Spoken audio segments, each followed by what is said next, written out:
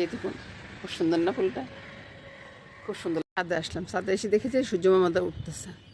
দেখুন সূর্য মামার চতুর্দিকে মেঘ, আপনাদেরকে জুম করে দেখাচ্ছি।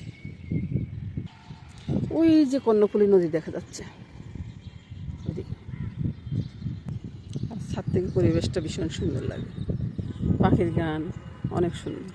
ছাদে এসছি, আমার 2টা ফুল গাছ আছে, তো ফুল ফুটছে কিনা দেখতে আসছি, অনেকদিন ছাদে আসি না। দেখতে এসে চিন্তা করলাম যে একটু আপনাদেরকে দেখে। সুন্দর না ছাদটা? মানে ছাদ থেকে প্রকৃতিটা সুন্দর না, আকাশটা সব কিছু মিলে খুব সুন্দর প্রকৃতি, খুব ভালো লাগতেছে। তাই একটু একাদশী গেছে, আজকে দ্বাদশী দিন ঠাকুর ভগবানের একটু ভোগ হবে, সেজন্য ওই যে চাল ডাল সব কিছু ধুয়ে পরিষ্কার করে নিয়েছি। আর চলে আসুন, এখানে আসলে তো অনেকটা আওয়াজ, এখনও সবজিগুলো খোলা হয় নাই, সবজিগুলো রেডি করে নিই, তারপরে একবারে পাকটা বসিয়ে দেবো। পাকটা বসিয়ে তারপরে ভগবানের একটু ভোগের আয়োজন করব, এই আর কি। প্রকৃতিতে দেখাচ্ছি, গাছটা দেখাচ্ছি, গাছে করলে আসছে বন্ধুরা, ফুলের করলেগুলো আসছে।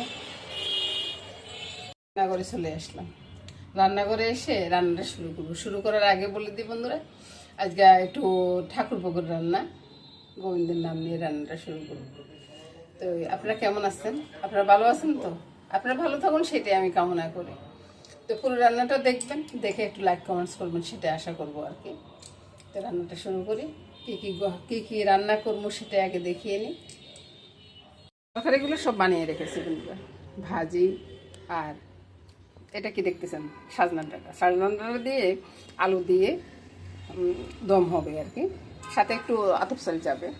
আর এখানে পোলাও চালটা রেডি করে রেখেছি, সব কিছু রেডি করে রেখেছি, ডালটা বেটে রেখেছি। আর এখানে ভগবানের জন্য সালাডটা করে রেখেছি, রাখা দিয়ে রাখি। তারপরে রান্নাটা শুরু করব। ডালটা সিদ্ধ হয়ে গেছে, মামনি ডালটা বসিয়ে দিল, এবার পোড়ন করবো বাকি শুধু। আর ডালে এখনও কিছু দেওয়া হয়নি। পুরো রান্নাটা দেখতে থাকুন বন্ধুরা। প্রথমত ভাজিগুলো করবো, ভাজিগুলো নুন হলুদটা দিয়ে দিই।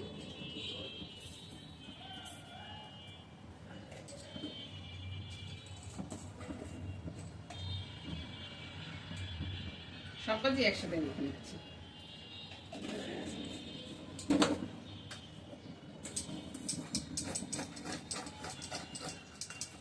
মিশিয়ে নিলাম, পরে তেলটা দিয়ে দিই। ভাজি বড়া করতে তেলটা একটু বেশি দেওয়া লাগে, সেটা আমার বন্ধুরা ভালো করে জানেন, তাই না? তারপরে আসুন, ডালের ভিতরে কিন্তু সব কিছু দেওয়া আছে, একটু তো সুজি দিছি। এই সুজিটা দেওয়ার কারণে অনেক মশমশা হবে। সাথে একটু তেল দিয়ে দিব এখান থেকে। আর এই বড়াগুলা অনেকক্ষণ পর্যন্ত মশমশে থাকে, আপনি যদি সারাদিন রাখেন সারাদিনও মশমশে থাকবে। ডালে এখন নুন হলুদ দিনও, ডালটা যে সময় আমি করছি না, তখন আমি নুন হলুদ সব দিয়ে দিচ্ছি, বুঝছেন? এখন আর নুন হলুদের কোনো দরকার নেই, এখন শুধু সারবো আর হয়ে যাবে। অনেকগুলো বড় একসাথে ছেড়ে দিছি, একসাথে ছেড়ে দিয়ে এবার ডালটা আমি ম্যাশ করে নিই। ডালটা সামান্য ম্যাশ হবে, তেমন একটা ম্যাশ হবে না। ডালটা ম্যাশ করার পরে ফোড়ন করবো।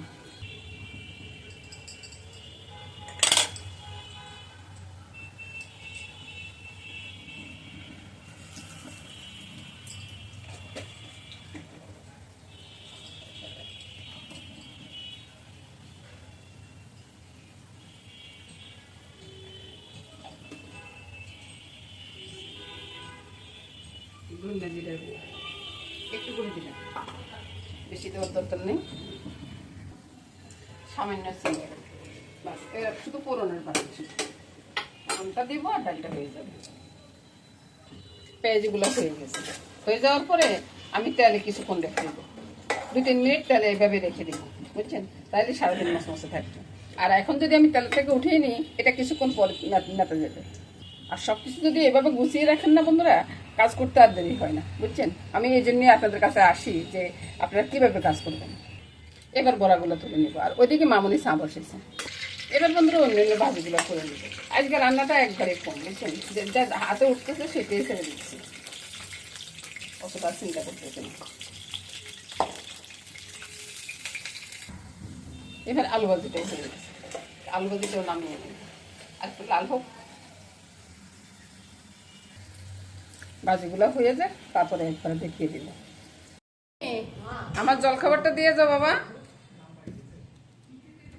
খাইতে বসতেছি জলখাবার। আপনারা খাইছেন তো?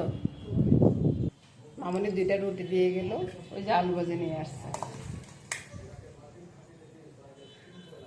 এটা নিরামিষ বন্ধুরা, নিরামিষ আলু ভাজি আছে, তাছাড়া কোনো। হ্যাঁ হ্যাঁ, একটু হালুয়া দাও, ওই একটু হালুয়া আছে, হালুয়া দাও, সব খাবো। এক সাইডে হালুয়াটাও নিয়ে নিলাম। এবার খাওয়াটা শুরু করি বন্ধুরা।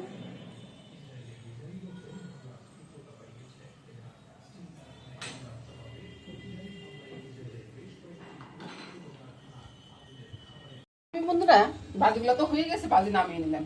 এবার আমি ওই যে ফোড়ন করবো, লঙ্কাগুলো ছেড়ে দিলাম, তেজপাতাও সাথে আছে, আর একটা তেজপাতা দিয়ে দিই, তারপরে পাঁচফোড়ন। এটা কুড়মুড় করে ফুটে উঠো, ততক্ষণ আমি অপেক্ষা করতে হবে।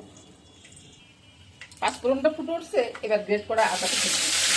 পাঁচফোড়ন আর আদা যখন ভাজা হয় না, তখন দারুণ একটা সেন্ট দেবে। এবার আমি কি করবো, চুলাটা বন্ধ করে দিয়ে ডালের সাথে ছেড়ে দেবো।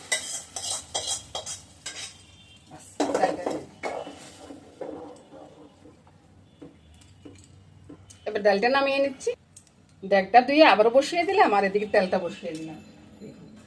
তেলের ভিতরে দিয়ে দিব আলুগুলো, আলুগুলো একবার ভেজে নিব ভালো করে, আর দেখবো তেল দিয়ে দিব, কারণ তাকে পোলাওটা রান্না করে ফেলবো।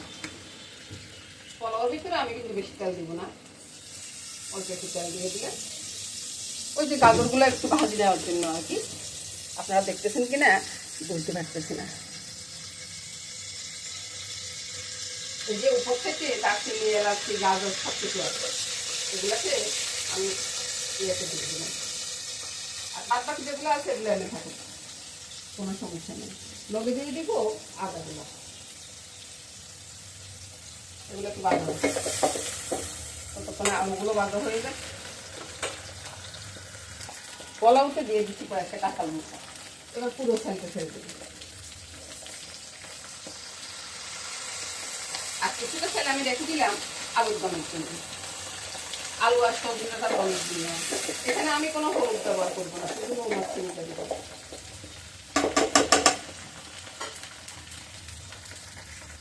এবার পোলাওর দিকে নুন আর চিনিটা দিই, ভালো করে একটু নেড়ে ছেড়ে নিই। তারপরে চুলার আঁচটা বাড়িয়ে দিয়ে আমি ঠান্ডা জল দিয়ে দিচ্ছি। আপনারা চাইলে গরম জল দিতে পারেন, আমি ঠান্ডা জল দিয়ে দিলাম। ঠান্ডা জলটা দেওয়ার সময় চিন্তা করবেন একটু কমিয়ে দিবেন, বুঝছেন? একটু কমিয়ে দিলে আপনাদের পোলাওটা খুব সুন্দর করে যাবে। চুলার আঁচটা কিন্তু এখন বাড়ানো হচ্ছে, আর এদিকে আলুগুলো ভাজা হচ্ছে। এবার পোলাওর ঢাকাটা উঠে দেখাই, গাজরের একটা কালার আছে, গাজরের কালারটাতে পোলাওটা কত সুন্দর হয়ে যাবে। এখন হলুদের কি দরকার ভাই। এবার পোলাওতে একটু ঘি দিয়ে দিবি, ঘিটা কিন্তু আমি নিজের ঘর তৈরি করবো। নিয়ে যাবো, আর এবার ঢাকা দিয়ে দিলাম, রাসটাও কমিয়ে দিলাম, আর এদিকে আলুটাও ভাজা হয়ে গেছে। আলু তুলে আমি সজনে ডাঁটাটা ছেড়ে দেবো।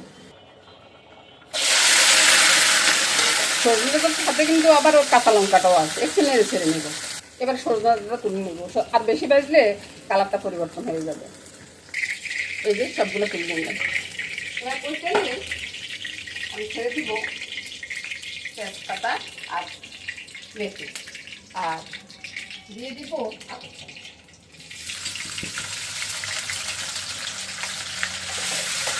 এদিকে মশলাটা নিয়ে নিলাম, নুন, হলুদ, লঙ্কা, জিরা ধনিয়ার গুঁড়া, একটু গোলমরিচের গুঁড়া, আর একটু সামান্য চিনি।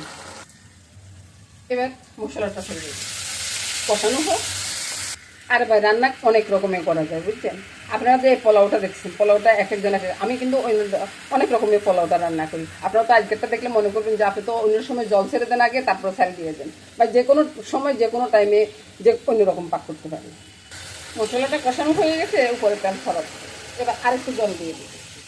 এবার তো আমার বন্ধুরা চিন্তা করবেন যে আলু আর সাজনাটা না দিয়ে আপনি জল দিয়েছেন কেন। ভাই আলু যদি ঠান্ডা জলে পড়ে না, আলুটা শক্ত হয়ে যায়। আপনি এটা সবসময় মনে রাখবেন। এই যে জলে টকবক করে বলক উঠতেছে, এবার আলু আর রেসটা ছেড়ে দিলাম, ছেড়ে দিয়ে ঢাকাটা দিয়ে দিব। ঢাকা দিলে হবে কি খুব তাড়াতাড়ি এগুলো সব ইয়ে হয়ে যাবে। এবার কয়েকটা আলুকে ভেঙে দেবো। আলুকে ভেঙে দিলে হবে কি তরকারিটা অনেকটা ঘন হয়ে যাবে। সব কিছু সিদ্ধ হয়ে গেছে। এবার বন্ধুরা দারচিনি এলাচি গুঁড়োটা দিয়ে দিলাম, দিয়ে একটু জল দেবো। ঝোলটা কিন্তু একবার বাড়াবাড়ি দিব এমন না, এটা একটু মাখ মাখ টাইপের থাকবে। আর যাদের ঘরে না সজনা ডাঁটাটা খেতে চায় না তারা একবার এভাবে রান্না করে দেখুন, সবাই কিন্তু খুব ভালো মনে খাবে, বুঝছেন। আর আমি যেহেতু ভগবানের জন্য রান্না করতেছি, এটা বলাটা আমার উচিত হচ্ছে না, তারপরে আপনাদের উদ্দেশ্যে এই কথাটা না বললে নয়। অনেকে আছেন সজনা ডাঁটা খেতে চান না। সজনা ডাঁটা হোক ততক্ষণে বন্ধুরা পোলাওটা দেখলেন।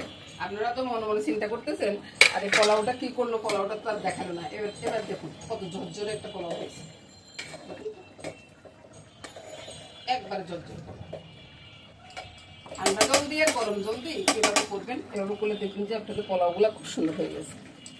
এবার আমি ভগবানের জন্য থালাটা বেড়ে নেব, বাটিতে ভর্তি করে নিয়ে নিলাম। এবার কাঁসার থালাটা উপর দিয়ে একটু চাপা দিই, বুঝছেন। চাপা দিয়ে এবার উল্টে দিলাম। উল্টে দেওয়ার পরে এবার আপনাদেরকে দেখাবো।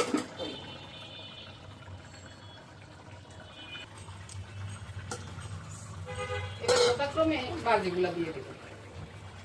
করলা ভাজিগুলা একবার বেশি হয়ে গেছে, বুঝছেন। যা হয়েছে তেমনই দিব। আর ডাল বড়াগুলো তো সারাদিন মশমশে থাকবে, সেটা আপনাদেরকে আমি আগে বলছি।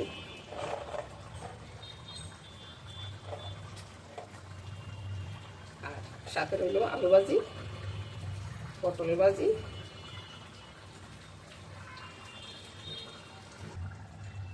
তারপরে দিব একটা কাঁচা লঙ্কা, তারপরে শসাটা সুন্দর করে মিশিয়ে দেব।